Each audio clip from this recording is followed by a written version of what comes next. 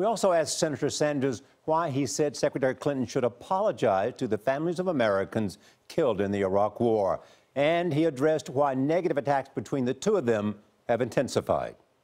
The tenor of this campaign has changed when you're questioning the qualification of a person to be president. Whether they're questioning your qualification, which they say they haven't, all that or I'm you're saying, questioning their qualification. You're right, okay?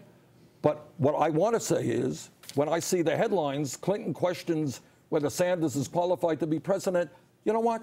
We're going to respond to that. But don't you owe it to yourself and those people who may vote for you to know more than simply look at a headline? You looked at a headline and then responded questioning her qualifications. It's not a question of a headline.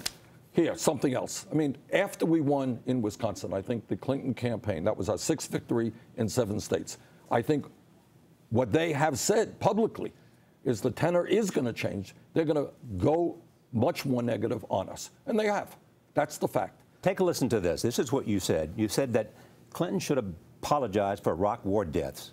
Do you really believe for Iraqi war deaths? This is after I was asked to apologize for the tragedy in Sandy Hook. You know, put these things in a context. Tit for tat.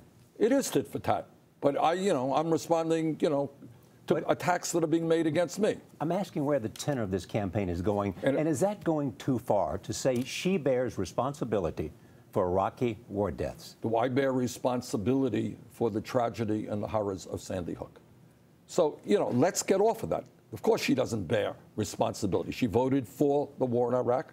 That was a very bad vote in my view. Do I hold her accountable? No. Wow.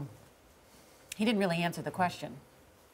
Which question? Well, he answered the question with a question. It seems like he had a very defensive response for all the actions of late. Yeah, he really suggested several times that, that they started it, and he's talking about surrogates, and that he has to respond because that's the way politics is today, in his own words.